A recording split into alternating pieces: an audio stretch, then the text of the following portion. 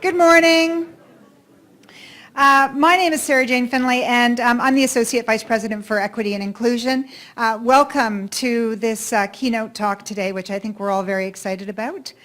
I'd like to acknowledge that we are on the traditional, ancestral, and unceded territory of the Hunkaminam-speaking Musqueam people. I want to add a bit of context to that as well, about how important the work of Indigenous scholars, both here in Canada but also internationally, has been for the Equity and Inclusion Office in challenging the way we think about inclusion, as not letting us take a nice soft approach to inclusion, but having us question how we do that work on this campus, particularly on this campus, but with our community more generally. And it really is the work of these scholars that has, I think, brought our thinking forward in a much more critical kind of way, and I want to acknowledge that. So thank you. Off to me? Okay. My name is Christina Hendricks. I'm the Academic Director of the Center for Teaching, Learning, and Technology here at UBC. And I wanted to say that thank you to the Provost's Office for sponsoring Celebrate Learning Week and this event. And Celebrate Learning Week started about 11 years ago in 2008. It's a week where the campus comes together to present events from the Center for Teaching, Learning, and Technology, but also around the campus. So units across the campus are invited to include their events on Teaching and Learning and Celebrate Learning Week. And each year we also have a day like today where we will have a keynote speaker, a poster session, and also another event later, which I'll tell you about in a moment. Yeah, we have 21 events this year for Celebrate Learning Week. So this is just one of those many events. Back to you for a moment. Thank you. Yes. So very fittingly from my perspective, the theme for Celebrate Learning Week this year has been inclusion. And as many of you will know, recently in UBC's new strategic plan, Shaping the Next Century, inclusion has been called out as a priority along with innovation and collaboration. UBC does have a significant history in working in the area of equity and diversity. And I think we are now moving to thinking more about inclusion as well as equity and diversity. And this kind of requires us to go beyond thinking about equity and diversity as something nice to do or something that perhaps we're mandated to do, to something that takes hard work and individual and institutional responsibility. And I think when we think about inclusion and the work that we're doing here, in whether it's teaching, research, or service, we want to be keeping in mind that the people who should be at the center of our work when we're doing that are those people who have been the most marginalized or excluded in our community, those who have been historically and persistently, systemically marginalized. And so I would like to offer you a bit of a challenge as you think about your work and what you do in terms of teaching and research and service, to be keeping those people at the center of the work that you're doing, to be considering inclusion not as the friendly, soft, nice stuff that we all like to do, but rather as the hard work that we do to have to create a much more inclusive community. Thank you. And I will just, before we introduce our speaker, I just wanted to say a little bit more about what's happening the rest of today. So we invite you to participate in multiple events today. We have a keynote speaker. We also, after the keynote from 11:30 to 1:30, you may have seen them setting up, Teaching and Learning Enhancement Fund Showcase. So these are posters from the Teaching and Learning Enhancement Fund grant program. So the projects that have been funded, many of them have provided posters. There will be food. So enjoy some food and check out some posters. Then later today at 1:30 in this room, we have a faculty panel on inclusive teaching and learning. We had a student panel on inclusive teaching and learning yesterday, where the students were talking about how they have experienced inclusion or not so well in the classroom, which was really productive. We're going to be bringing some of those thoughts into the faculty panel today. The faculty panel brings across faculty from many different disciplines and teaching contexts, talking about how they are working towards inclusion, particularly, again, as Sarah was mentioning, people who've been persistently, consistently, and systemically marginalized. Sarah Jane, I apologize. That's okay. Also at the faculty panel, we'll be introducing a new program of Equity and Inclusion Scholars, which is operated through the Equity and Inclusion Office. So a group of people who are doing projects and coming together as a cohort around equity and inclusion in teaching. Kevin will be joining our panel as well this afternoon, the faculty panel. The keynote will be followed by question and answer. If you would like to ask a question via Twitter, we have a hashtag CLW2019, or you can also raise your hand and ask a question. We will have mics going around. And just so you know, this session is being live streamed to the UBCO and recorded, but it is only, the camera is only facing the front. So That means us. that means us. I have to say it is my extreme pleasure and privilege to be able to introduce to you today's keynote speaker. Kevin Lamoureux is a faculty member at the University of Winnipeg and a well-known public speaker. He has served as Associate Vice President for the University of Winnipeg, Education Lead for the National Centre for Truth and Reconciliation, and as a scholar in residence for several school divisions. Kevin is an award-winning scholar with an impressive publication and research grant record and has consulted for governments, organizations, and institutions across Canada. His most recent book contribution, The Ensouling Our Schools with Dr. Jennifer Katz, is being used by educators across Canada working to create inclusive spaces for all students. He has been seen on TV, in documentaries, in print, and in the media. More than anything, Kevin is committed to reconciliation and contributing to an even better Canada for all children to grow up in. Please join me in welcoming him to the stage. Thank you. Thanks. Thank you.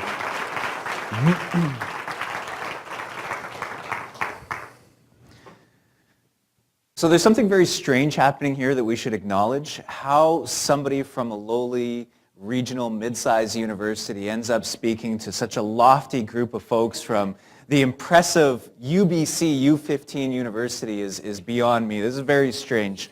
So if you're wondering what I could possibly say to such a magnificent group as this, I'm wondering the same thing myself. So we're kind of all in this together. I have no idea what to say to you, so we may end up just talking about how much better the Winnipeg Jets are than the Canucks for the next hour or so.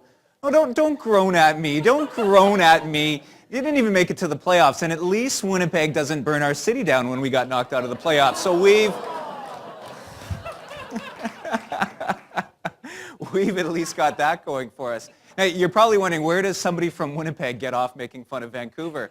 I'm enjoying this very much. I have to tell you, this is just fine by me. I was talking to somebody before I came in this morning. They were asking if I get nervous, speaking to such an impressive, and I'm not being facetious when I say that. I'm so impressed by the group of people that I know are gathered here. Do I get nervous speaking to a new group of people? And I can tell you honestly that I don't, and I'm not.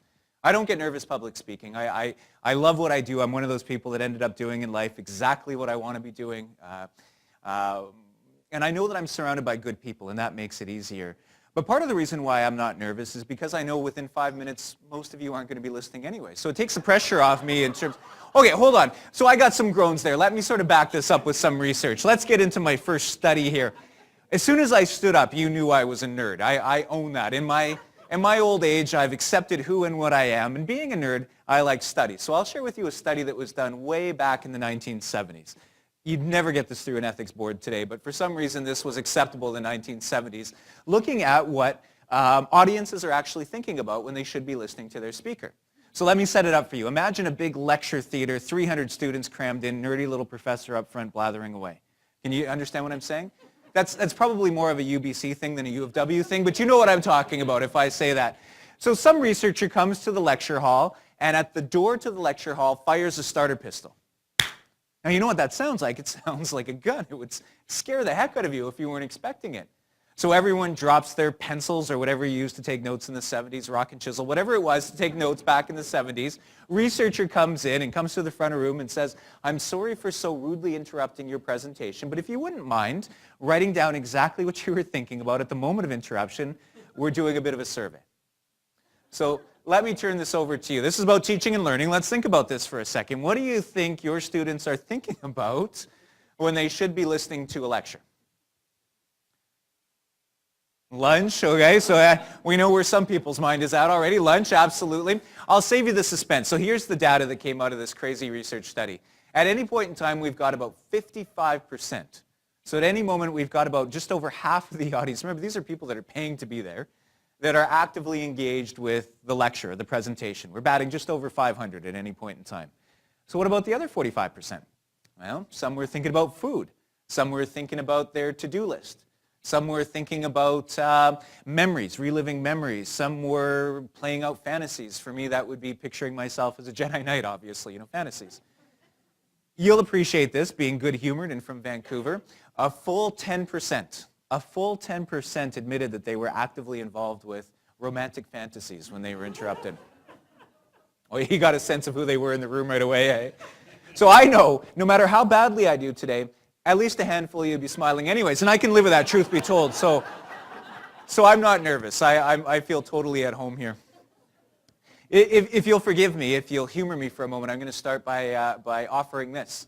Bonjour, Anin. Ogama maigan Digina Katz. Migaji nedodem. Gichimagwech nedinaway maganada. Niminoya. Gayenimawandam. I want a manungam. Minogijigad. My name is Kevin Lamoureux. My spirit name is Teacher Wolf or Leader Wolf, which places me at the eastern door into the fire. I'm of the Eagle Clan, and it's a pleasure to be here with all of you good people, and I want to acknowledge and express gratitude to all of my relations. I'm going to be talking about that idea of all of my relationships moving forward and how profoundly that affects my teaching and learning. It's a really, really beautiful day. It's an honor to be here in unceded territory with all of the complexities and all of the responsibilities that come with that. I intend to conduct myself with respect while on this space. I come from Winnipeg.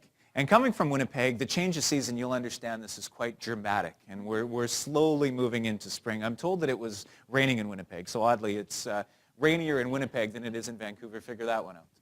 But being that we're moving into spring, it's time for me to sort of dust off the mountain bike and all of my outdoor equipment and start thinking about getting this rusty old man body outside and getting active again. I like riding a bike in the summertime in Winnipeg. I'm not very good at it, but I like to ride it. And so my family knows that whenever I start to go out to ride my mountain bike in the springtime, it's also season for me to start coming home with cuts and scrapes and bruises and knocks on the noggin and all the things that come with being uncoordinated but enjoying to be outside. In fact, my daughter, who's 6 years old, has gotten used to this, and she looks just like her mother when she says this, and it drives me nuts. It drives me crazy when she says that. It's this mixture of like pity and frustration when I come in all battered and bruised, and she's like, oh, Daddy. Oh, Daddy. So I'll come in, and being in Winnipeg and spending as much time falling off my bike as riding on my bike, I have this experience where every year I end up inevitably getting poison ivy. It's just part of that happens when you're mountain biking in Winnipeg. And so when I come home and I've got my cuts and bruises and my poison ivy for whatever part of me hit the ground that day, my daughter will say, oh, Daddy, with that mixture of frustration and pity. And then she'll say, did you put jewelweed on before you came home? Now, where this comes from is actually my daughter and I spend a lot of time outside. I'm trying to raise my daughter with values that were actually taken from my family because of colonization. I'm adopted. Lamoureux is an adopted last name for me. I wasn't born a Lamoureux. So this beautiful, lovely en français, French-Canadian Métis name was something that was given to me when I was 9 years old. But being raised away from my Ojibwe family, my father's family, there's a lot of teachings that I'm trying to return to, that I'm trying to build into my daughter's life so that they're as normal and automatic for her as anything else. And one of them is spending as much time outside with Medea Ki, kind-hearted Mother Earth, as we possibly can. And we were outside one day, and she was by a body of water. We have beautiful lakes in Manitoba. We were on our knees looking into the water, and she found a little frog, Ogamaki, frog, in Ojibwe. And I was telling her about Ogamaki, because I know that when we're learning language, it's one thing to transfer a word to somebody else, but to put it in cultural context is so important. And so I said, I want to tell you a story about Ogamaki. If you watch Ogamaki and you watch this little frog hopping in the Canadian wilderness, there's all kinds of predators around that want to eat Ogamaki. And so what will happen is Ogamaki will hop away and she'll actually go into a patch of poison ivy. And if you watch her, she'll jump into that poison ivy and start jumping around and do a crazy dance. And my daughter loved that because she likes when she sees animals doing crazy, funny things. And she'll say, but doesn't that make the Ogamaki itchy like it does for us? And I say, absolutely. But if you watch what happens, if that snake is slithering around trying to get her, that snake knows that that poison ivy is dangerous as well. And the snake wants no part of that. And so for the period of time that Ogamaki is in the poison ivy, she's okay. And so what happens is eventually that snake will give up and go and search for easier prey that isn't as dangerous as going into the poison ivy to get that little froggy. And then what happens is that Ogamaki will hop away as soon as she knows that it's safe, and she'll go and find the nearest patch of jewelweed, which grows wild across the prairies, and roll her little body in that, because jewelweed is a natural antidote to the poisons of poison ivy. And so she sacrifices short-term pain and discomfort for the ability to stay alive and to protect herself moving forward. And so when I come in with my cuts and bruises and my scrapes and my knocks on the noggin, and I've got poison ivy all over my body, my daughter knows to ask, did you put jewelweed on your body before you came home so that the effects were lessened? Now, I get invited oftentimes to speak for many, many different people that are in post-secondary, people that are in public education, and we start to have this question, how do we begin to incorporate Indigenous knowledge into business as usual? We know that we've inherited these systems, and we know that we're trying to make this move towards being more inclusive to a point of view. But there's something very, very curious that happens when we start to think about this idea of Gikan Disawin, or knowledge and Indigenous knowledge. If I'm invited into a space where I'm asked to speak about Gikan Disawin, Indigenous knowledge, if I provide for you toxicological reports about the effects of jewelweed, and I'm able to provide you some peer-reviewed random controlled trial studies about the efficacy of jewelweed in treating poison ivy, we've got no problem. But if I write a paper and in my citations I cite a frog, are we prepared to accommodate this epistemology that places the responsibility for teaching us how to survive and thrive on the surface of Medeaki to kind-hearted Mother Earth? Are we prepared to engage with an epistemology, a worldview that assumes that as human beings born into the space of our kind mother, and we look at her as mother, as our own mother, to be able to recognize that we believe that there are teachings in the world around us from the living world that allow us to thrive in this context? It's a difficult conversation. And so this idea of Gikan Disawin is something that I want to explore a little bit better. But let me set this aside for a couple of minutes. I'm going to talk about three things. I'm going to talk about knowledge, I'm going to talk about healing, and I'm going to talk about belonging or community as we move forward. So let me talk about this idea of healing for a second, this idea of Nujamo Iwewen. Nujamo Iwewen is an Ojibwe word that speaks to healing. And I think a big part of what we're trying to do in post-secondary when we're thinking about reconciliation is create spaces of healing. Now that may seem very, very strange and a little bit intangible, but I'm going to try to make this realistic. And I'm going to try to make this practical for us. And I'm going to try to explain why I've committed my entire career to this idea that universities, post-secondaries, can be places of healing. Why I believe that absolutely. I'm going to try to share this with you. And to sort of give that some context, I'm going to tell you a story. I think we should choose a starting point. I'm going to share with you a story. Now I like stories. I come from a storytelling people, and without knowing anything about you, so do you. And I happen to know as a fact that through pedagogical sciences that we learn best through stories. Our human minds are designed to learn most appropriately through storytelling. So I like to share stories. I like to hear stories. I'm hoping afterwards some of you will tell and share your stories with me. And I thought I would start with a happy story. Now, if we're talking about healing, we're going to have to talk about things that are a little bit uncomfortable. So let's start with something a little bit more lighthearted and a little bit happier, if you will, so that we set a nice tone for our time together. I'm going to tell you the story of one of the best days I've ever had in my life. Now, if I were to go around the room and we were to have a little bit of a conversation, a back and forth, and you were to share with me the best days of your lives, there's certain answers that I can count on that are kind of typical for an audience. So maybe for many of us, it's going to be what? The day we got married. And if that's the case, congratulations, mazel tov for that. But I'm also of an age, I'm also of a demographic where maybe the best day of your life was the day you got divorced. And if that's the case, congratulations for that too. Fantastic. Power to you. Maybe it's a day your kids were born. And I get that. I'm a daddy. Pretty amazing day. I'm also told it's a pretty great day when your kids finally move out. If they ever move out. Maybe that's the best day of your life. Well, I got to enjoy one of the best days of my life very, very recently. It was actually June 2nd, 2015. I got to be in Ottawa, Ontario for the release of the final report of the Truth and Reconciliation Commission. I got to be there for that. Now, I knew that this was going to be historically important, and that's why I made my way there, but I didn't understand the impact it was going to have on me at this level. Do you understand what I'm saying? Until I was there, until I was in that space. Now, if you were there or if you followed on TV, you know that there was a public reading in the hotel, and then everyone went outside to a public square, and there were just as many non-Indigenous people, or as I sometimes jokingly say, Indigenous impaired, non-Indigenous people, as there were Indigenous. And it didn't matter. It didn't matter what background people came from. It didn't matter what language they spoke. It didn't matter how they prayed, if they prayed, who they prayed to. All that mattered was that Canadians had come together with the spirit of leaving behind something better than what we inherited. And I got to hear the booming voice of our leader, our warrior, Justice Murray Sinclair, when he talked about Canada healing from its difficult past. And I got to hear Wab Kinew, the Honorable Wab Kinew, who spoke at that event for a full 5 minutes in fluent Anishinaabe-Mowen, the Ojibwe language. And after speaking to this mixed audience in his father's language, he said, I offer you these words as a statement that when Duncan Campbell Scott tried to kill our languages, he failed. And I filled with a sense of strength and the sense of resiliency and the sense of love and beauty. And I got to see people dancing in celebration at that event to the sound of the drum. And I got to hear the drum. And I got to hear the singing. And I had this feeling come over me. And I know that this isn't literally true, so don't panic. But I had this feeling come over me that my grandparents, Kukum and Mishomis, who long since passed away, who were both survivors, I had this feeling that they were there with me. And they got to hear these beautiful things and see these beautiful things.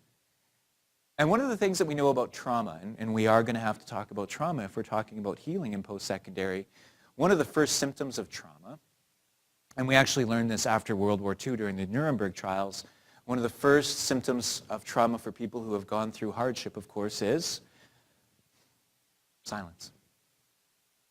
We don't talk about that. We try not to look at it. We try not to think about it. We try to pretend that it isn't there anymore haunting us. And yet on that beautiful day in that space, there were people that were wearing bright red t-shirts that said survivor. And there was no shame. And there was no fear. And there was just a sense of hope and optimism. It was one of the best days of my life. And what we were given that day was a gift. Now, I want to be very clear about who I mean when I say we so that there's no misunderstandings. As academics, we tend to over-intellectualize things sometimes. Who do I mean when I say we? It's a small room, and I can look each of you in the eyes as brothers and sisters, as fellow Canadians, as people that share this land, and I'm saying to you that we were given a gift. And the gift that we were given that day, by my estimation, are the 94 calls to action of the Truth and Reconciliation Commission. These 94 calls to action that I've been referring to ever since as our roadmap home. This is our way back to the country that should have been our birthright. This is our way back to the country that we would want to leave behind for our children. And so very quickly, I'm going to share with you, I'm asking all Canadians, and I'm asking this of you as well, to think about two questions. Go back and read the calls to action if you've already read them. I'm assuming most of you have. If you haven't, please read the 94 calls to action. You can find them for free. They're online. If you can't find them, you email me and I will make sure you get a copy before the end of today.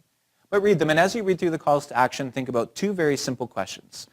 They're simple without being simplistic. There's a lot going on here. First question is this. Very simply, why is this being asked of us? Why is this being asked of us? If you can answer that question for all 94, I think that will serve as the truth part of Truth and Reconciliation.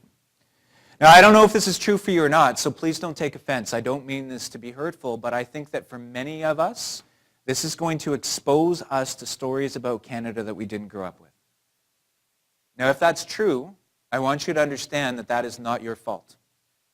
There is a very good reason why most of us didn't grow up hearing any of these stories about what it means to be Canadian.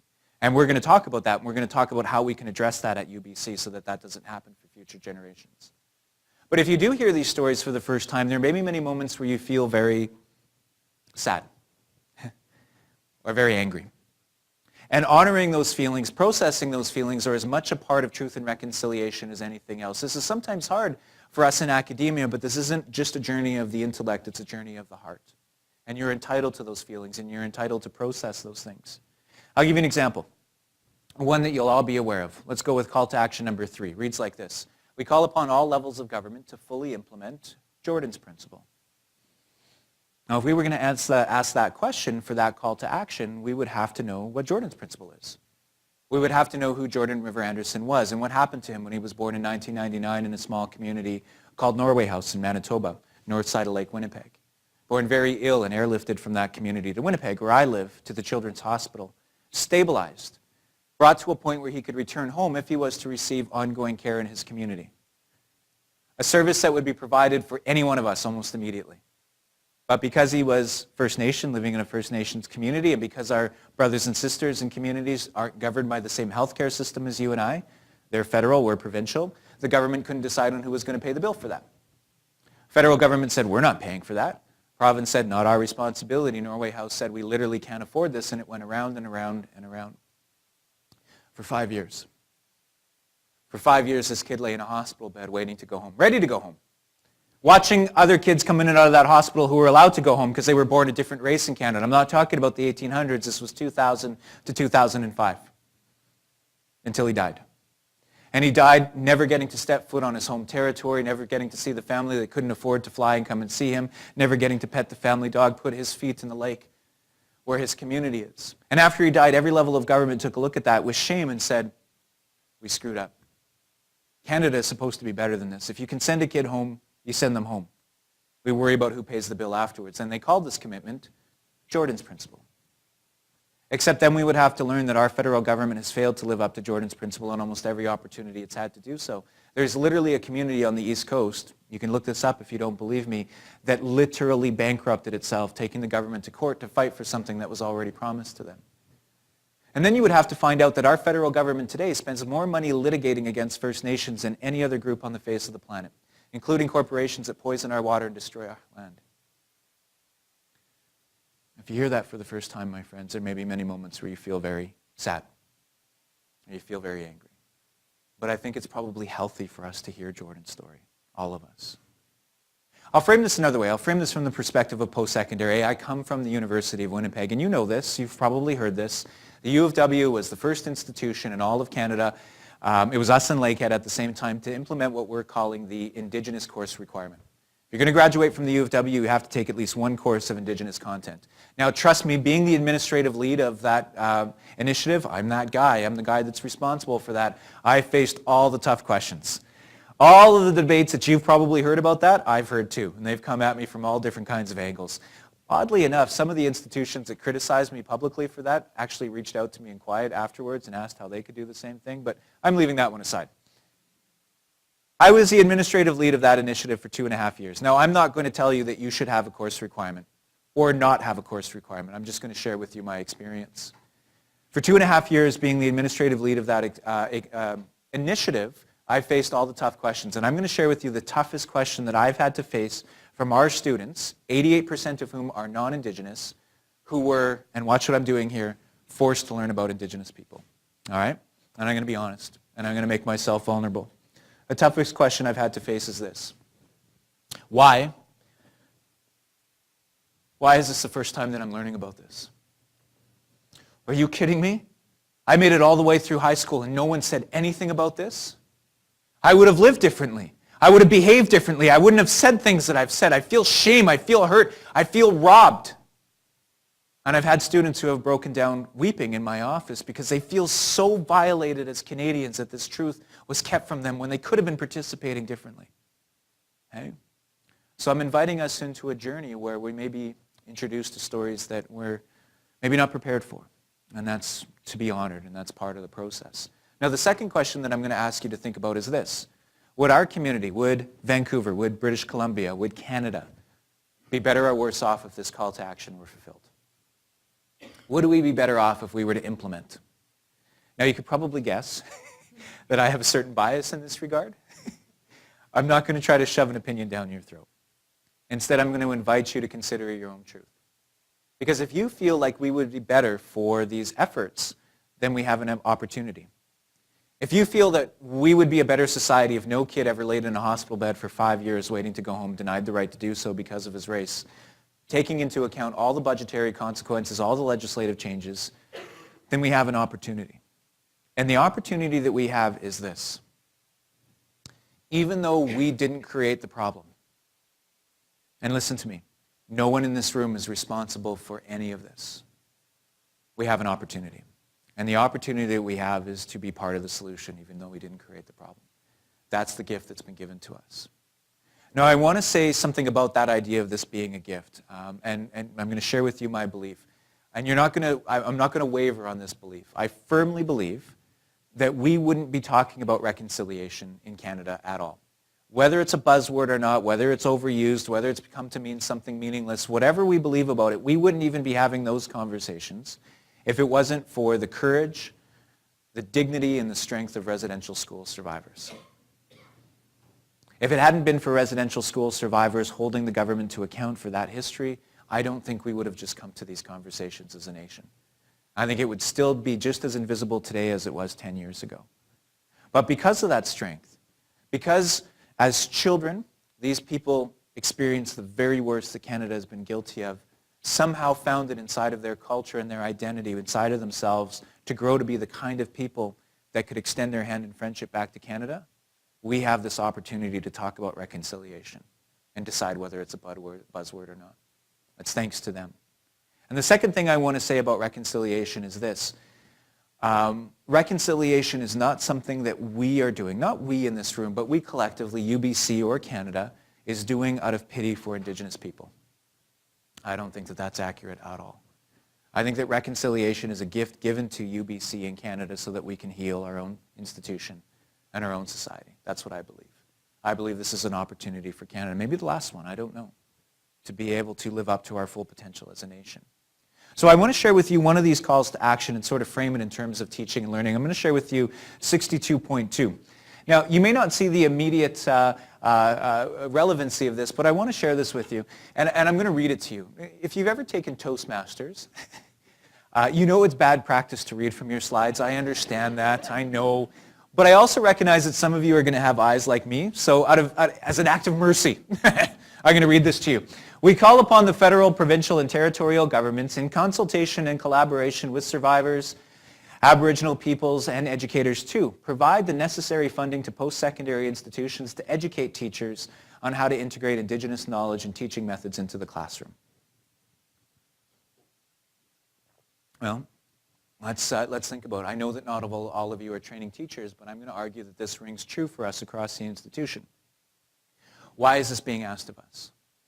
I think that a big part of the reason why this is being asked of us is because, very simply, cultural wounds require cultural healing. Education was the main weapon used against Indigenous people in terms of genocide in this country. Where schools were once used as weapons against children, what we're trying to empower our institutions of learning, including higher learning, where we can allow for healing to take place. And I believe that cultural wounds require cultural healing. And so what we're being asked to engage with in this call to action as academics, as professionals, as good human beings with kind hearts, is to begin to explore a worldview and an epistemology that maybe stretches beyond business as usual, and find a way to consolidate that into our policies and practice in a way that makes sense without having to feel like we're sacrificing any of our own integrity. I don't believe that reconciliation is a zero-sum game. If Indigenous people win, other people lose. That's absurd. If we're doing this the right way, there shouldn't be any watering down of content. There shouldn't be any loss of academic integrity. This should only be a strengthening. This should only be us moving towards our full potential, not just as a post-secondary, but as a nation. Because I think we have a beautiful opportunity to pursue something really meaningful for our students. But if we're thinking about this idea of cultural wounds require cultural healing, what we're talking about is this idea of healing in post-secondary. And if we're going to talk about healing, I want to frame this in terms of responding to trauma and trauma-informed care and practice. This is something that I guarantee almost all of you will have heard about before, but it's something that I have really wanted to ground my career in because I'm seeing just how deeply all of us in this room have been affected by trauma without even maybe realizing it. Not necessarily our own traumas, although sometimes I think it's easiest for us to relate through our vulnerabilities as human beings, but certainly interfacing with people who are carrying traumas and maybe some of the traumas created by this institution and inflicted on the community that surrounds us. And not just this institution, but all post-secondaries. And so I want to think about this idea of trauma-informed practice at a university. Now, if we're going to talk about this, we should get on the same page as to what we mean when we say trauma. There'd be a lot of misunderstandings.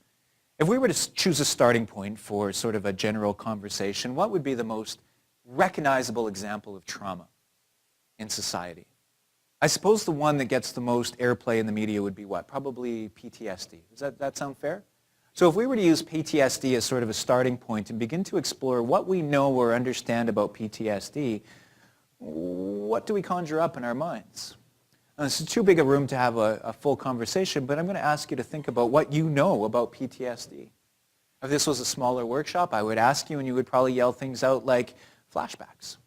That sometimes what happens with PTSD is this incredible experience where people are brought back consciously to a space where they're entirely vulnerable once again and potentially victimized by that experience all over again. Right? We might talk about depression. And then I would pause and I would say, what do we know about depression? And you might talk to me about oversleeping or not sleeping, sleeplessness, insomnia. We might talk about physical pain. We might talk about desire to withdraw. We might talk about things like an inability to focus. We might talk about things like emotional outbursts in terms of PTSD. We might talk about things like anxiety. And then I would ask you to pause and think about if you or anyone you know has ever been involved with a panic attack, because if you have, you know that that's living hell. We might talk about all of the ways that PTSD begins to affect people and how those symptoms then might interact with the world around them, and how society, without realizing it, without any ill intent, is creating circumstances where those symptoms bound up against policies and rules and practices that maybe cause further harm and cause this individual that's suffering to begin with to spiral downward. Does that make sense? I want to share with you a case study. This is a story of a young man I'm going to share with you by the name of Scott Ostrom. This comes out of the United States. It's a photo story. And I'm sharing this with you because he made it public. He came back from having served 2 tours of duty in Iraq with the American military, was diagnosed with PTSD on coming home the second time, and a journalist in Denver actually reached out and spent some time living with young Scott to document what it's like living with PTSD. Now, I don't want you to think that I'm exploiting his story. He wants this to be shared, and the only reason I share this with you is to put a human face on what we're talking about. Now, here's a picture of Scott. Now, if a picture tells us 1,000 words, this is Scott before his first tour of duty. You can get a sense of a lot of things going on in this picture. That's his little brother there in that picture. And you get a sense of a man that feels like he's maybe doing his duty for his country. Do you get a sense of that? You get a sense of somebody that feels proud of what they're taking part in. Now, again, if a picture does tell 1,000 words, this is a picture of what Scott Ostrom looks like and lives like today.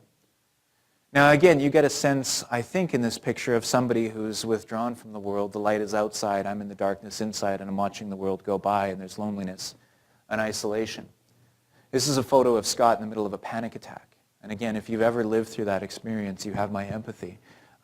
It's hell. And you can almost get a sense in this still shot of his chest rising and falling in desperation, trying to catch his breath as he tries to calm himself down. This is a photo of Scott finding out that his partner, his girlfriend, isn't able to live with these symptoms anymore. It's very difficult to live with somebody and sometimes interact with somebody who has PTSD. This isn't easy. This is a very complex illness and injury. And so he's finding out that she's not able to walk this journey with him anymore, and he's being left alone, and he's reacting to this. It's a photo of Scott, and this one's powerful for me, in a medical office, in a doctor's office, waiting for an appointment. And even in this place of learning, he's in the middle of another panic attack. Even in this place of wellness, you can see his chest rising and falling in the emotion and the desperation. It's a photo of Scott in the middle of the night. Now, this one requires a bit of a story. If anyone's ever wrestled with insomnia, or if anyone has ever had anxiety, you know how impossible it can be sometimes to fall asleep. And this young man has spent that time trying to fall asleep, trying to do the breathing that he was taught to do, and trying to calm himself and try to get his thoughts regulated and try to push out the negative thoughts and try to be at peace and calm. And apparently he had just dozed off to sleep, and a dog barked in the neighborhood and woke him up. And this is a picture of him in that desperation trying to reach out for help on his cell phone. And it's a picture of his home. Because sometimes PTSD and trauma can come with emotional outbursts. Sometimes it can be ugly to witness. And because of these emotional outbursts and because of this trauma, one of the things that's often comorbid with this is addiction. Now, I come from the school of thought, I agree with Gabor Mate, who says that addiction is rooted in trauma. I believe that to be 100% true. And here's this young man trying to medicate himself through addiction, trying to provide some relief for himself. He went to a bar and got into a fight. And because he got into a fight, there were charges brought against him. This is him going to court. Do you get a sense of these symptoms butting up against a system that doesn't have the capacity to respond to trauma, and it's causing a spiraling? Do you see that? Now, because he has criminal charges, very difficult to get a job with criminal charges, this is a photo of him putting on a tie so that he can apply for a job at the Cheesecake Factory. Now, I don't know if any of you have ever worked in the service industry, but it's not the best place for somebody suffering from PTSD. Let's just put that out there. Now, because he is a very stressful job and because he has these injuries, he wasn't able to keep the job. He ends up losing the job. And this is a photo of him finding out that he's being evicted from his apartment because he can't afford to pay the rent. Now, the next photo is the most upsetting at all, and I'm going to apologize in advance. And I'm warning you that this is upsetting, and I don't mean it to be. I don't mean to harm anyone in this room, but I am trying to maybe inspire a little bit of a humanization of this story. This is a photo of his self-inflicted wounds, because oftentimes when people find themselves in crisis without a safe harbor to turn to, sometimes this feels like the only way out. Now, if we can recognize PTSD as trauma, what I'm going to suggest to you is that trauma is, in fact, a range of experience. PTSD is maybe a far end of a continuum, but I'm going to invite you to think about the possibility that there is a range of experiences that can be trauma and can cause trauma. I'm going to suggest that some of your students this term have been affected by things in their lives today that are traumatic for them, that are causing these students to have to live through and cope with symptoms that may be identical or very similar to PTSD. There's this concept that comes out of the United States. It actually comes from the Center for Disease Control. It talks about complex or continuous traumatic stress disorder. This study was looking at the experiences of young people growing up in the inner city of inner city of American cities. These are neighborhoods that you would typically, get stereotyped as the ghetto or the hood, if you're with me. And what they found is that young people growing up in these communities oftentimes are displaying symptoms identical to PTSD as a function of living in communities where there is enforced poverty, social exclusion, the threat of violence, the threat of exploitation, gangs, drugs, and all of these threats. They're displaying symptoms identical to PTSD. And yet we can't call this post-traumatic stress, can we? Because what does post imply? That it's over. And nothing's over about this for these kids. And so we have this sort of growing understanding that there are children living under circumstances that can cause them. There are students living under circumstances that can cause them to have to fight through symptoms identical to PTSD while pursuing a post-secondary degree. Now, taking this a little bit further, I want to give this a Canadian example here. How many people know who this woman is? Yeah, I see people light up as soon as they see her, people that know her. For those that don't, this is Cindy Blackstock. If you don't know who Cindy Blackstock is, I'm going to encourage you to learn about her.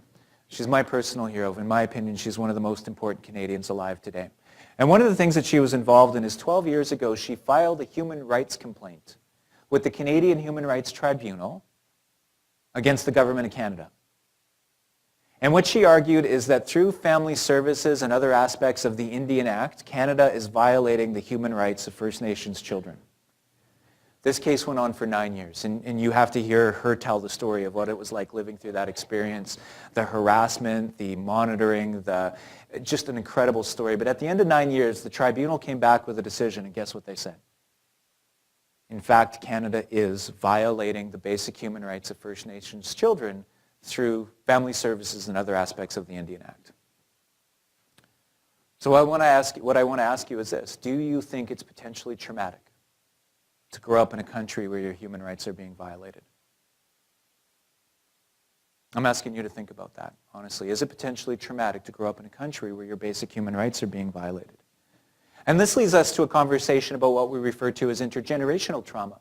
And intergenerational trauma is a concept that has a very, very simple root. All it means is this: it's a simple truth that all of us will be able to relate to. What we don't transform, we will transmit. What we don't transform, we will transmit. How many people have ever been in this experience? This is an awful experience if it's ever happened to you, so prepare yourself. Let's do a little experiment here. How many people have ever been speaking to kids, maybe your kids or somebody else's kids, and all of a sudden you hear yourself speaking? Have you ever had this moment? And you hear yourself and you're like, oh, I sound like my mom. How many people have ever had that experience? I sound like my dad. Now, maybe for you that's good. For me, that was horrifying. It was like, oh, man, I swore I would never become this very thing. Well, we don't transform, we will transmit. How many people have ever heard Psychology 101? Those kids who are battered are statistically more likely to batter their own children. That's one of the reasons why I waited to become a parent as long as I did, was fear. People are not statistics, but these statistics still seem to hold true across populations, right? Where we don't transform, we will transmit, right? And this idea of intergenerational trauma, what it speaks to is that the injuries received perhaps in residential schools, for example, can carry across generations. Now, we used to believe that that happened through observation, that if a child is in a home where an individual is suffering from symptoms created by injuries, by trauma, that they pick up on that and begin to emulate it. What we're actually finding is that it goes a lot deeper than that. There's an area of study that's just emerging and still very complex, looking at epigenetics. It actually has its roots in World War II and survivors of the Holocaust, but what it suggests is that not our genetic structure, our genetics don't change, but our genetic expression can adapt to our environment. There can be instances where children actually begin to display symptoms identical to their parents, even if they've never met their parents. For Indigenous people, we refer to this as blood memory.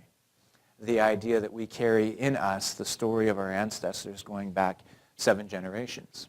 Right? If we want to give that a academic context, we would call that epigenetics. Right? And what we know about intergenerational trauma is that for each generation that isn't able to do its healing work, it actually picks up momentum from one generation to the next.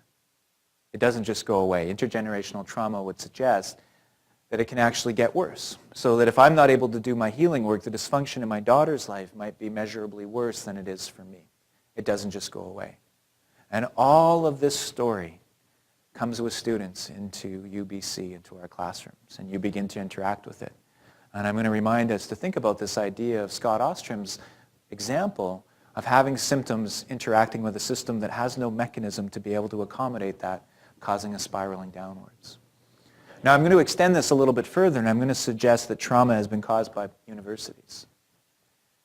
As people who live and work in universities, one of the realities that we live in is that we are a part of institutions that were historically 100% complicit in the exercise of colonization. Many of the decisions that became policies of assimilation and colonization, many of the policies that led to cases like forced sterilization of women, that were based in models of the intellect and intelligence that were IQ-based and therefore have their origins in the American slave trade. Many of the policies that saw women taken into hospitals and forcibly sterilized against their will. Many of the policies that became residential school policies, including that policy to do nutrition experiments on kids that saw some children starve to see what would happen, or given different kinds of supplements to see the effects on their bodies until their teeth rotted out of their mouth. Some of the policies that led to things like the forced removal of people from certain areas happened, were published, were funded, were grants that began at a university. In Manitoba, the University of Manitoba has a former home economics department that actually apprehended children from First Nations communities as part of the 60s scoop so that they could be studied by people preparing for careers in home economics. That's part of the legacy. Now, it's not that I want anyone in this room to be ashamed of that. That's not what I'm asking you to be burdened with. But what I am suggesting is that we as Canadians, and especially those of us in post-secondary, have inherited the wreckage of broken relationships. And where schools and institutions in higher learning were once used as weapons against communities, our institution should be about a place of healing, is what I'm suggesting for us. So going back to this idea of healing, there's a couple of things I want to say about this. First off, in terms of how we begin to respond to this as faculty members, as people that care, I'm not asking you to become a clinician. I'm not asking you to go out and pursue professional training that's beyond your wheelhouse or your scope. I'm not asking you to be anything than what you already are. As faculties in the University of British Columbia, you already have everything that you need to begin to respond in terms of trauma-informed practice. And really at its beginning, it begins with kindness.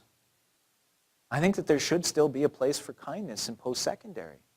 Now that may sound like an oversimplification. You may be listening to me saying, well, of course, but you know what? Everything I heard from the students yesterday that was summarized for me suggested that kindness isn't an automatic thing in universities. That's what I heard. And maybe if we can give any sort of credibility to the experience of people that are speaking for themselves, if we can give that any sort of weight whatsoever, what we want to recognize is that kindness is not guaranteed. But it's one of the fundamental things that can make a huge difference in terms of somebody's sense of belonging. Right? The second idea here is flexibility and adaptability. I can't help but think of how much different Scott Ostrom's story would have played out if there could have been some flexibility and some adaptability. Now, I know that we already have mechanisms for accommodation and extensions and situations beyond our control in universities. You probably have an office that deals with that. I understand that. But sometimes these sort of interactions come into a place where we have to sort of weigh this idea of accountability and stringency with flexibility. Right? We've all heard of this idea of the dead grandma syndrome. Right? We've all heard this idea that family members tend to die at around exam time. We've all sort of encountered this idea. It's interesting though, but my aunt who helped raise me when I'm a PhD student right now at the University of Manitoba, my aunt passed away about 2 weeks ago, right in the middle of me writing my final papers for one of my courses. And I had to reach out to my prof and I had to say, I am a prof, I understand this, I'm a faculty member, and I know the dead grandma syndrome, but I really need some flexibility here because this woman who raised me has just passed away and I want to celebrate her life. Right? And so we have this idea of flexibility that sometimes really pits us against our own expectations and what we consider business as normal in schools. And then we have this sort of sometimes pithy, sometimes it's kind of trite or it seems superficial, this difference between equality and equity. But for me, it still has profound meaning, and I still think it's an important discussion to have, that equality is the idea that we treat all of our students the same because we have expectations and standards. And what I'm going to suggest is that that is not going to allow us to accomplish what we need to. Right? Instead, what we want to recognize is that not all of our students are starting from the same place. And this is that idea of equity. And it's not that our students need pity. That's not what I'm talking about. Particularly Indigenous students don't need pity. And don't give them pity, because that's not what we're asking for. Instead, what we want is people that can look past the struggles to recognize the potential that's there. And to be able to allow for an even playing field so that that potential can be fully expressed. Nujamo Awewin goes back to this idea of healing and this idea that we can maybe begin to employ practices in our university that are grounded in this idea of wellness and healing, right? And it goes back to this idea that cultural wounds require cultural solutions. How many people have ever heard of the term indigenization before? Okay. Can anyone explain to me what it is? Let's talk about indigenization for a second. Years ago, the University of Winnipeg committed to indigenization. It's actually one of the 5 strategic pillars of the U of W. That was done before I came into administration at the U of W. So when I applied for my job to become Associate Vice President, I knew I was going to have to say something intelligent about indigenization. The problem I had is that I don't know what it is. I have no idea. So there's my challenge. I get it. It's a Western term. It's a verb. It implies we're trying to accomplish something. We're doing something that hasn't been done before. I grasp all of that. But in terms of actual practice, I couldn't give you a concrete definition of indigenization. So I was in trouble. I had to reach out for help. And so I reached out to help from knowledge keepers and elders and leaders, some of whom you would recognize the names if I shared them with you. And I asked them, I'd pass the tobacco and I'd say, can you help me understand indigenization? And I usually got a snicker and then I got a response. And the response I got, I'm going to share with you, and it was the same for everyone I talked to. I swear to you, same response from everyone I talked to was this. Whatever indigenization is, it has to involve safety. It has to involve safety. Right? And I really had to think about that, because do we mean safe from violence? Well, that's kind of the damn bare minimum, isn't it? Of course, we have safe and respectful workplace environments. We expect that, but that's not entirely what we mean when we say safety. We also mean that every student on our campus should be allowed to come to this campus and be visibly who and what they are without facing discrimination. And if they do face discrimination, to know that somebody with power and decision-making authority is going to stand up on their behalf so that they don't have to worry about fighting that fight while they're trying to study. It means safety of cultural expression. It means safety of Indigenous knowledge, to know that Indigenous knowledge isn't going to be exploited or appropriated or misused, that it can be honored, in fact, in this campus, that we can honor the knowledge of knowledge keepers equal to PhD without needing to filter one through the other. It means safety of grief. I'm going to tell you something that I can guess, and I saw it reflected, if not articulated this way, in the student comments. Oftentimes, the first time that Indigenous people begin to have the opportunity to learn why things are the way that they are, why there's so much struggle in their communities, is at a university. And I remember moments at the U of W learning why my family wasn't able to raise me and having to go and find a place in the library where I could go and cry because I felt embarrassed. right? Safety of grief. Not just for Indigenous students, but for non-Indigenous students who begin to have this sensation of, why wasn't I told about this? To know that they are engaged and being invited into reconciliation without guilt or shame. That's safety as well. And so we're asking to think about this idea of healing and wellness on campus. Now, one more thing I want to share with you is this idea of community. Aqua biawag, this idea of belonging, being a part of the group, belonging, community. I want to share a photo with you, and I want you to take a couple of seconds just to look at it. And I'm going to ask you to consider what it is you experience and what it is that you're feeling and what it is that you're thinking when you see this photo. You with me? And we're thinking about this in terms of community. I want you to take a look at this.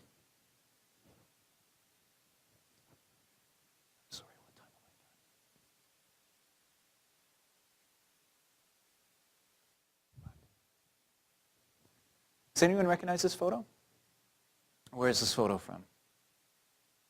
Yeah, Wet'suwet'en. This is a photo of your province. This is the protests at Unistaten in Wet'suwet'en, the protests around the pipelines, right?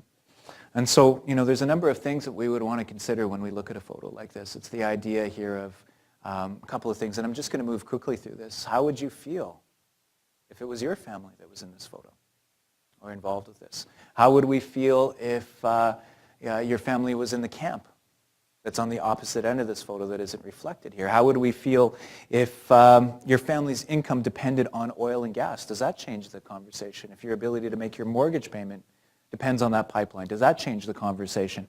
Does it change if you truly believe that that pipeline was an assault on Medea Key, that literally this is a violation of your own mother? Does that change the conversation? Does it change... do you feel that, as Canadians, we've been given enough information to fully interpret that photo in that situation? Or do you find that a lot of Canadians are making decisions based on partial information or knee-jerk reactions? Does it change again? Is there a consequence to forming decisions and thinking about this based upon incomplete information? Right? Because my guess with photos like that is that is a deeply, deeply troubling experience in terms of community. And what I'm going to suggest is that UBC doesn't become a community just because we throw up beautiful buildings and a beautiful ground and invite students into this campus. That's not a community. That's just a place where a bunch of strangers are pursuing an education. Community doesn't begin to be constructed until we begin to address some of the barriers to community that exist. And I think that one of the most profound barriers that we face in terms of community building is what I refer to as otherness. This idea of challenging and deconstructing otherness. So for me, when I think about prejudice, I think about this term otherness. For me, it's the root of prejudice. So who or what is other? This is really easy to understand. Who's other? You know who I'm talking about when I'm talking about that other group of people, right? Them. You know who I mean, right? Not us, them. Wherever I draw that line between us and them potentially becomes my other, right? So, of course, we're talking about diversity, but diversity is not the problem, or at least it shouldn't be. I'm going to argue that diversity is a good thing for UBC. But if I perceive diversity and I begin to dehumanize because of that, that's otherness. Does that make sense? I'm making a distinction. It's the dehumanization. So sometimes it sounds like this, and I know you've never hear this in Vancouver, but sometimes in Winnipeg we hear this. You know I'm not racist, but. Which means you're about to hear something racist? Listen, you know I'm not sexist, but. Which means you're about to hear something sexist? But for me, whether it's a joke or whether it's a microaggression or a deliberate attempt to discriminate, whether it's a policy to keep somebody drinking from the same water fountain as me, whether it's a policy to remove people's kids from their families, or whether it's a final solution through Holocaust, for me it's all part of this continuum of pushing some other group of people further and further and further away. Right? Otherness. If I have another, what do you think is the likelihood that my daughter begins to pick up on some of that? 100% or 110%? Right? Because those are the only two options as far as I can see. And I'm going to argue that historically Indigenous people have been Canada's other. Not exclusively. This isn't an us or them thing, but I think it would be absurd to suggest otherwise. And so I think that for many Canadians, and even for many newcomers to this land, the only thing that they've ever heard about Indigenous people has been from their parents, or from the media, or from incomplete textbooks, that set up the breeding ground for this idea of otherness. Does that make sense?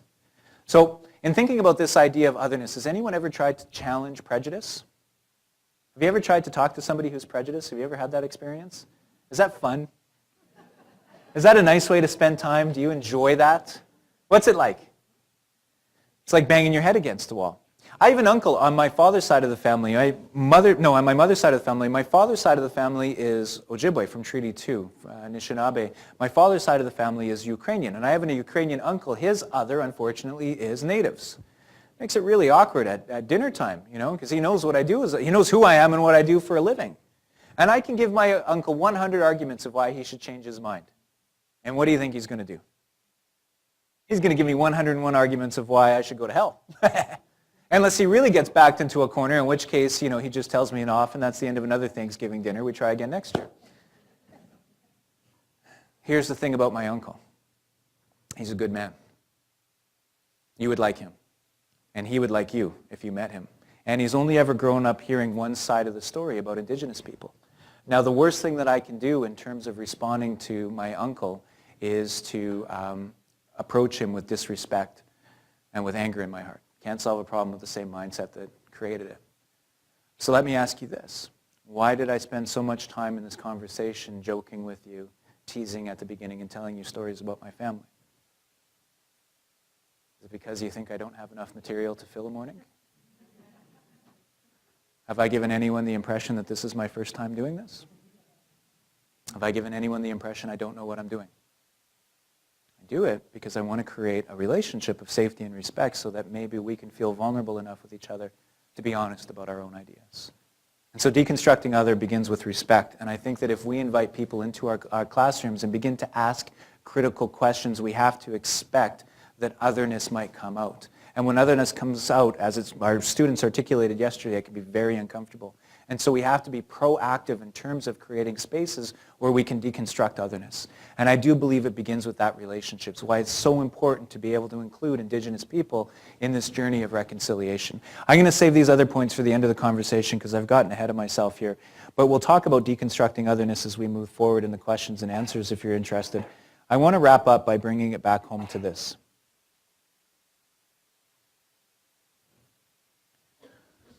I said I was going to close by talking about Gikane Discipline and knowledge. Right? I want to bring it back to this idea about bringing Indigenous knowledge and its place in universities. There's a concept that comes from Ojibwe tradition. I'm not sure if it exists here, but I'm suspicious that it would, although I don't know the name for it, and maybe we can begin to explore this together. But there's a concept that comes from Ojibwe tradition called Minopa-Matswin. And Minopa-Matswin is this idea of Minopa-Matswin Nagidao. Are you living in a good way? Are you living in a good way? Are you living the good life?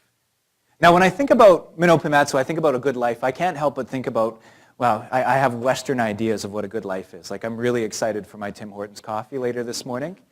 I think about upgrading my seat for the flight home so I can stretch out my legs.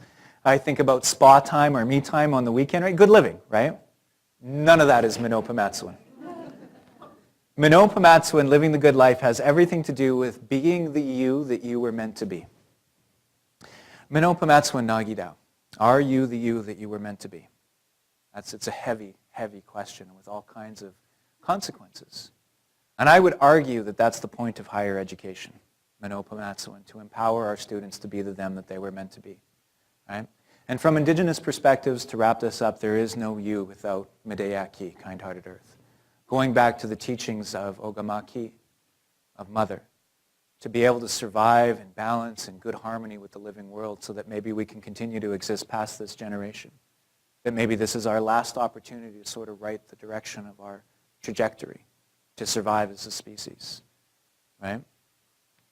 Maybe there's something in that, this exploration to be able to learn from our Indigenous brothers and sisters about what it means to be in good relationship with Medeyaki. And I'm going to close with this story and then I'm done.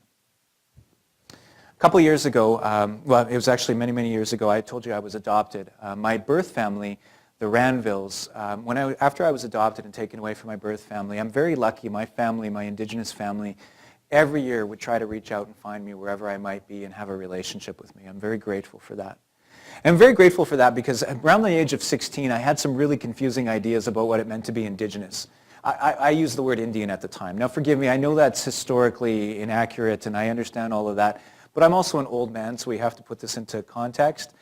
Growing up, we were Indians when we were happy and natives when we were angry. So that's the language that we used. And I had these confusing ideas about what it meant to be Indian, because as an angsty teenager growing up, I began to identify with people like Dennis Banks and Russell Means, who were the creators of the American Indian movement. My politics at the time were blow it up, burn it down, don't care which, let's make it happen. And so I had these messed up ideas, and my uncles reached out to me and said, they wanted to take me hunting, because they were worried that I was going to forget how to be Indian. That's what they said to my adopted family, to the Lamoureux. And so I was all for this, because I thought, holy smokes, now we're going to go out and do something really manly, and I had these twisted ideas of what it meant to be a man. I was raised by people who had really twisted ideas about masculinity, but I knew I was going to get a gun, and I was going to go out and shoot things, and I was like, heck yeah, let's do this. So they came and picked me up. It was November. I know this because it was hunting season. They took me out to go and do this, to go and do hunting. And I was all excited to be an Indian and to be a manly Indian and all these twisted ideas that I had as a young child. Now, I don't know if you've ever spent any time with Indigenous people, but we like to tease. We like to tease a lot. In fact, if you're not used to it, it might actually come across as being kind of mean. But trust me, the more you're being teased, the more you're being accepted. That's kind of the way it works in a lot of Indigenous communities. And so my uncles began to tease me pretty heavy, pretty hard right off out of the gates. And I'm not going to lie, it stung. It stung, I'm not going to lie. But there was no way I was going to let on that it was hurting my feelings because, again, I was trying to prove something. So we got to where we were going, and they gave me lessons on how to hold this rifle. They gave me a 30-06, which is ridiculous because I was a skinny teenager. Knocked me off my feet as soon as I pulled the trigger. And they taught me how to, keep the muzzle pointed away from other human beings and to be aware of where I'm stepping. And I was all excited. My heart was pumping to go out and do hunting. Now, I don't know if any of you have ever been hunting, but the defining characteristic is not excitement. It's actually incredibly boring. And so by the end of the morning after lunch, all that was happening was I was getting cold fingers and irritable. And so I was out there and I was thinking, geez, this is not the experience I wanted to have. I was leaning against a tree, and about 200, 250 yards out, I saw a little flicker of motion out of my peripherals. And I looked and I focused, and sure enough, there was a deer. And I got all excited, and I slowly pulled the rifle off my shoulder and raised it up and looked through the scope, and all of a sudden this animal that was just a little blur of brown out there through the scope was right here. And I thought, holy smokes, this is a beautiful creature. I don't know if you've ever seen a deer through a scope up close like that, but if you've ever heard the saying, doe-like eyes, there's a reason for that. She had big, beautiful black eyes, and I could see them glistening. And I could see the steam from her nostrils, and her ear was flicking as she was listening, and she was eating leaves and dried grass off the fall ground. And I could see the muscles under her hide rippling from running through Medeaki, through the woods. She was strong. And it dawned on me as I was admiring this beautiful animal, I was just totally mesmerized, never seen anything like this. I'm supposed to shoot this creature. So I went through the process that I was taught that morning of inhaling, because if you are going to shoot, you pull the trigger on the exhale. And I got all the way through the exhale, and I couldn't pull the trigger. I was still mesmerized by this animal. And now I started to feel afraid that I was going to get made fun of, and so I was doing that self-talk. You're an idiot, you're weak, you're soft, they're not going to invite you out, and I'm being harsh on myself. And I raised the gun again, I took my breath, began to exhale, and I couldn't pull the trigger. Because now I started to feel trapped. I didn't want to. I didn't want to harm this creature. I just wanted to look at her and admire how beautiful she was.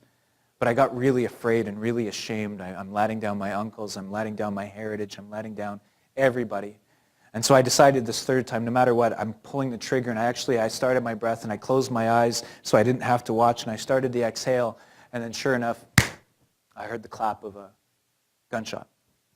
It wasn't me that pulled the trigger, it was my uncle had saw the same animal from a distance.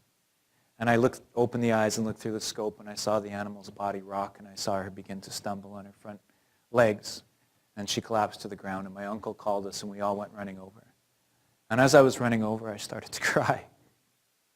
And I started to cry uncontrollably because I had this feeling of just desperate loss and this tragedy of this beautiful animal that is dying so that we can have food. I got there, and I got down on my knees, and I put my hand on her body. It was still warm, and I began to cry uncontrollably because I had this terrible feeling of desperate loss and just tragedy. And there's nothing I could do to take away the fact that she was about to die. And it dawns on me now, it didn't dawn on me at the time, that for all the teasing that went on that morning, No one teased me for crying for that animal. It dawns on me now, not at the time, that that was the Indian that they were trying to remind me to be. To be able to have that kind of a relationship with the living world, that if an animal has to give its life for me to survive, to weep, to put the tobacco down and sing a song for its spirit and gratitude, to dance for it. Okay? And I can't help but think about what our lives might be like if we had that relationship with the living world, as opposed, I suppose, to going and getting a ground of beef from the corner store. To have that kind of relationship with the living world. Would we be better or worse off? I don't know. But I think about that animal a lot. And I think about this profound gift that we've been given through reconciliation for us to be able to reach our potential as a nation. And I feel hopeful, and I feel optimistic. So I say thank you. My apologies for going over. Here's my contact information. I wish you all the best in your career. Miigwech.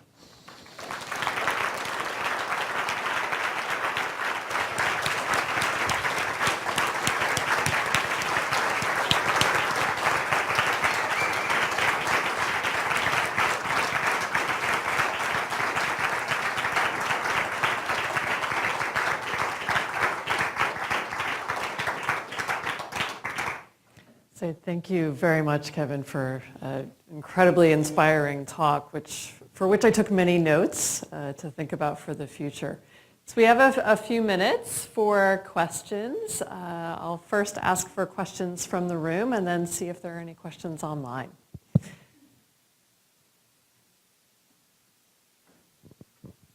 Hi, what's your name and what's your question?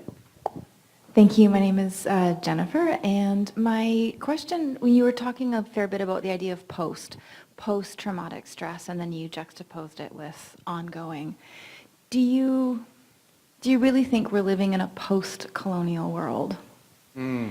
And further to that, some of the criticisms of the TRC was positioning all of this in the past and moving forward. And I'm really wondering your take on the direction and we're done. Are we really?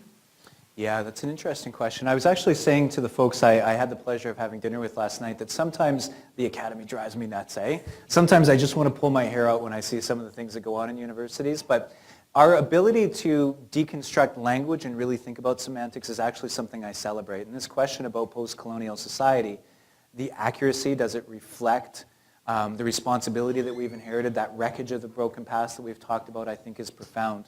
And I think it would be absurd to think about this in terms of being over. One of the things that we'll often hear people say is, why don't they just get over it? All right, why don't they just get over it? Which, of course, in and itself is a symptom of a very unhealthy society. Right? But one of the best responses to that statement that I've ever heard was given by Justice Murray Sinclair when he said, why don't we just get over it? Because our government won't let us. Right? If you're going to heal from the source of an injury, it's necessary to remove the source of the injury. If you're going to heal from a splinter, you have to remove the splinter. Unfortunately, the Indian Act still exists and still dictates every aspect of life for First Nations people living in communities. We'll never be the nation that we were meant to be without beginning to address that. Now, I'm very curious about, the position or the criticism of TRC. I'm not going to try to belittle those conversations. I'm curious about them. And I would never challenge anyone's right to their own truth. But when I look at the content of the 94 calls to action, it's about responding to a lot of things that are currently going on. In fact, I see it as a roadmap moving forward. And when the Commission sets the UN Declaration of the Rights of Indigenous People as the framework for reconciliation, that doesn't seem in the past for me. That seems like a rights-based nation-to-nation relationship moving forward. And the fact that Canada was was one of 4 countries that voted against UNDRIP in 2007, and that we're now considering implementing through Bill C-262, Romeo Shaganash's private members bill, suggests to me that we are trying to look towards a better relationship as being the necessary framework for reconciliation. So I would never deny anyone's right to the truth or their interpretation of the TRC, but it's simply not the way I see it. Thank you.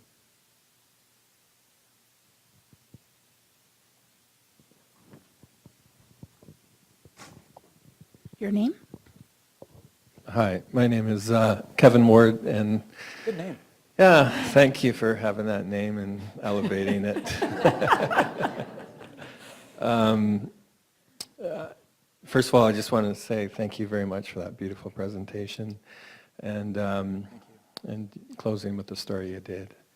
My first year, I used a PEEP site, so I didn't have the opportunity to see as closely as you did.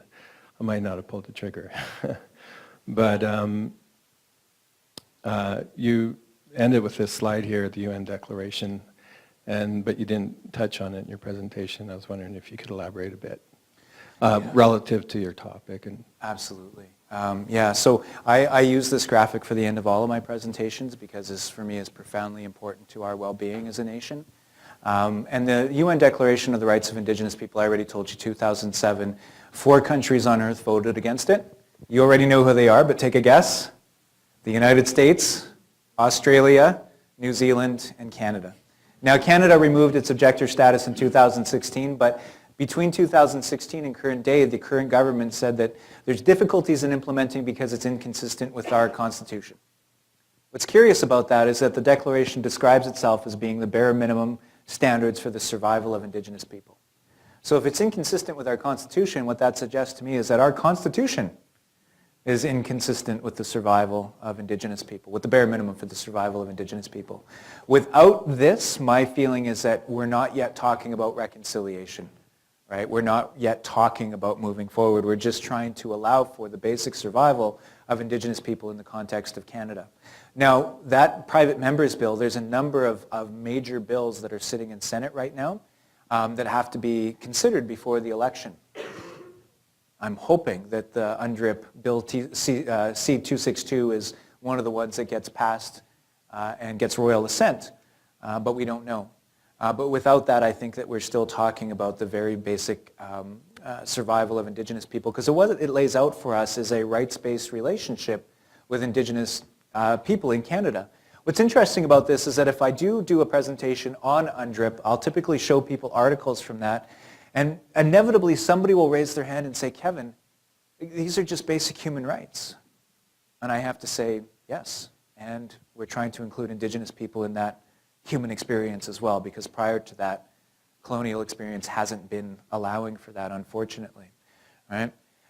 So the thing with the UN Declaration on the Rights of Indigenous People being the framework for reconciliation is this. A lot of this is going to seem to fall on the integrity of the Crown, but rest assured this is going to transform business as usual for UBC if and when passed, because it talks about a rights-based relationship. And in every instance where an institution as powerful and prestigious as UBC begins to interface with Indigenous sovereignty, there's going to be consequences because of this. So I think that this is going to be one of those conversations that we will have to have in terms of pragmatics moving forward.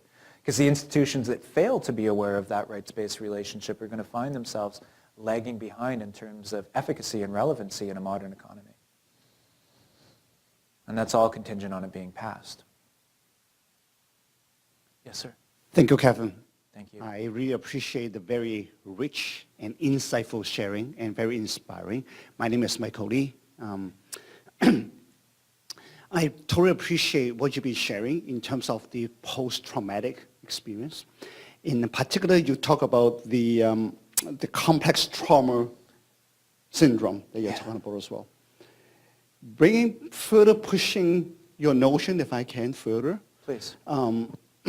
I see university as an institution keep continuing and creating trauma experience to our students, just merely by the fact that how this institution being constructed.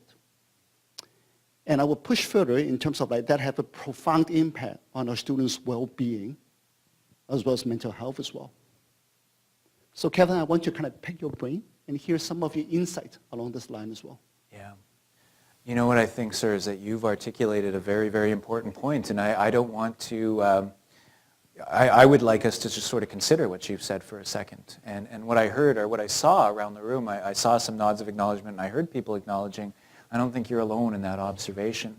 We were having some of these conversations ahead of time when people were talking about their journey through their undergrad or their master's or their PhD, and one of the common themes that I heard was suffering and discomfort, and almost like you're running a gauntlet. It doesn't sound like Menopamatsuan to me. It doesn't sound like a flourishing, if you will.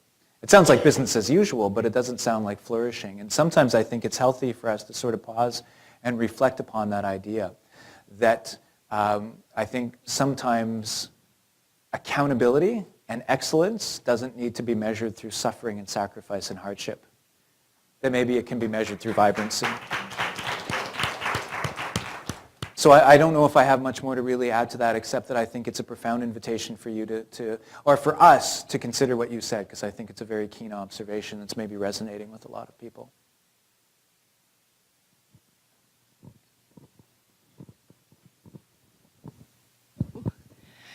Good morning. Thank you so much. It was hands down one of the best talks I've been to. Felt like it was at a TED Talk conference. So it was really, that's the highest praise I can think of as an academic. Thank you. I was really interested in how you advocated for a mandatory course, and it's something I believe in, but I get all the pushback from Indigenous and non-Indigenous. So I'm just interested to hear more about that. Yeah, that's a really interesting conversation to have, because it was quite a journey at the University of Winnipeg. And again, I want to be clear about this. I'm never going to push another university to have or not have. But I think it's a question to ask. I've been told by Grand Chief Wilton Littlechild, who's one of the commissioners who authored the calls to action, that from his perspective, of the 94, 72 of them are about education and awareness. Education and awareness. And what that suggests to me is that whatever reconciliation is, it's going to be about education and awareness, which would place an institution like UBC, whose business is education, at the front lines of reconciliation. And so I think there's an invitation for us to think about what our role is going to be. If not a mandatory course, because that doesn't make sense for our reality, then what? I think we have to make a decision. I had said that we have this opportunity where even though we didn't create the problem, we do have to make a decision. What I always try to remind people of, and thank you for giving me the opportunity to do so, doing nothing tomorrow is a decision. Because the consequences of this are a desperate reality for many students in many communities. Returning to business as usual is a decision. And so we have to think about what that responsibility is going to be. Now, is it right to mandate education about Indigenous people? I don't know. Is it right to mandate anything that we mandate? Is it something that students are going to walk away feeling like they're resentful that they didn't learn? If we're not providing opportunities for people, citizens, future citizens, to engage current citizens that are entering into the workforce as part of the workforce, are we doing them a disservice by not providing this? If it's not us, where are they going to be guaranteed to find that education? Right? Are we just sort of assuming that they're going to pick it up along the way? Or do we have the mechanisms to provide an education that's desperately needed because we have the framework to be able to do that? These are all questions that we want to consider. But in terms of advocating it through the university, the way that we approached it is that it actually originally came from a motion from students. So the media wanted to tell this story about the evil left-leaning university trying to shove something down the throats of our poor, helpless students. And I am sure the media in British Columbia would be much more responsible than that.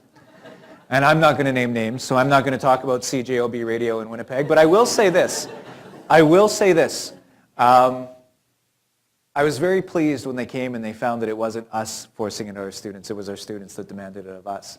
And what it began with was sort of an evaluation. We're a mid-sized regional university. We're not UBC. We're not a U15. And what we found is that across the departments, there were pre-existing courses that could meet an Indigenous course requirement. We had the course content in place to be able to offer it and to be able to structure an Indigenous course requirement. And so what we did is took pre-existing courses, this is the short truncated version, and turned them into a suite of options that were made available so that somebody could choose which one they wanted to take to meet the Indigenous course requirement. Some of the other questions that we sort of wrestled with were, first off, who teaches them? Should it be an Indigenous or a non-Indigenous person? There's a maxim that comes out of research protocol, OCAP, Ownership, Control, Access, and Possession, which is a key concept for research that anyone doing research should be aware of. Another talk for another day, perhaps. But basically what it comes down to is this: nothing about us without us, right? No reconciliation without including us. And it's not to say don't try to do great things but use it as an opportunity to build relationship with people who can walk with you on that journey. It's a good thing. It's an empowering thing. Nothing about us without us. But should it be Indigenous people teaching mandatory Indigenous education courses? Well, that's an interesting one. There are some people that believe that it should always be allies that teach it because you're never going to force Indigenous people to be re-traumatized by the experience of entering into a space where they're faced not only with discrimination, but people that are already resentful because they're forced to be there is an unrealistic burden to place upon Indigenous people. And then there's other people that feel like it should be Indigenous people. So that's one of those questions that we had to wrestle with. My feeling is that allies should always be involved with this, is my feeling. The other thing that we had to wrestle with was getting it through Senate. And so at the first time it was brought to Senate, it was almost shot down because the concern was not about Indigenous education. The problem was about relinquishing formal control of curriculum that is usually the domain of Senate curriculum review. And so what we had to really sort of assure and negotiate is that this requirement was something that wasn't going to be a disempowering of Senate, but something that was going to be done in partnership with Senate. And so instead of having the Senate alone responsible for determining Indigenous ICR courses, there was a dual process of our Indigenous Advisory Circle speaking to the course content in an advisory or in a collaborative way so that professors were building the best possible course they could, which then returned back to Senate for final decision. When we got through that sort of gateway of Senate control, it was one of the most touching things you could ever imagine when the motion was made to implement the Indigenous course requirement. I want you to think about this for a second. Those of you that know anything about university governance, the motion was passed unanimously. And so it was this incredible moment where, I think that the entire community stood behind our responsibility as educators to help make a contribution to reconciliation because it's the best way for us to ensure Canada has the brightest future we can. So we are nearly out of time, and I don't know if there's any questions online, and I forgot to re-announce the hashtag. So I think one more question, and then time to move out. Yes. Hello. Hi, my name is Kristin, and I'm a visiting researcher from Norway. And we are now going through this truth and reconciliation process also in Norway, very much inspired by Canada. Oh, wow. But I wanted to I think, comment on the last things you talked about, because we have that in Norway as well, this idea of kind of mainstreaming Indigenous perspectives in education, both in what you call K-12 education, but also higher education. Teacher education where I work. But what I see, because very often there's non-Indigenous peoples teaching the history and culture, and the goals are very ambitious. And sometimes I think that the practice and the construction of knowledge is doing more harm than good in a way. That it's like, I see it through my own research, that it's kind of reproducing stereotypes and epistemic violence more than challenging. Wow. So I think that's, I don't know if it's a question or a comment, but I think it's a huge challenge to have these big ambitions, but what does it mean in practice, and like, how is knowledge constructed? You know, thank you for that. And I'm fascinated to learn more about what's going on in your country. I appreciate being able to hear a little bit about this. All I'll say to that, and for the sake of time and because it is such a big conversation to have, is this. I don't think that we can begin to explore Indigenous knowledge through a strictly Western Enlightenment lens of content delivery. I think that this is inviting us to maybe step outside of our own pedagogical practice to consider different epistemologies. I mean this to be inclusive, and I mean this to be an invitation, and I mean this to be empowering, and I hope that everyone is walking away with a sense that I'm hoping that we can all do this together. One place where I draw a hard line, and I do draw a hard line here personally, and I would offer this to you personally, professionally, and we can talk about this, is that in terms of culture and cultural practice, that should be the strict domain of Indigenous people exclusively. Full stop. I don't think that there is any sort of a justification for non-Indigenous people to be transmitting Indigenous cultural practice in a formal setting. That's just my belief on that subject. And we can debate that if you like, but I think that that's one of those places where I'm unwavering in that regard. Thank you. Okay, please join me. Thank you.